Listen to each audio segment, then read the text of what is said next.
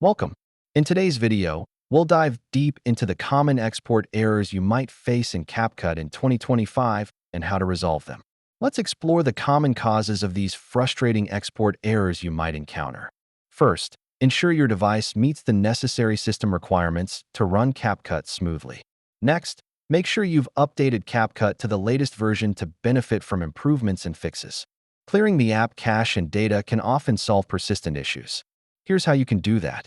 Check your export settings. Adjusting formats and quality may resolve export problems. Freeing up storage space on your device is essential for successful exports. Let's see how you can do this effectively. If all else fails, reinstalling the app can be a viable solution. Here's the step-by-step process. Lastly, if you're still facing issues, don't hesitate to contact CAPCUT support for help. In summary, we've covered several proactive steps to fix CAPCUT export errors. Stay tuned for more helpful tips.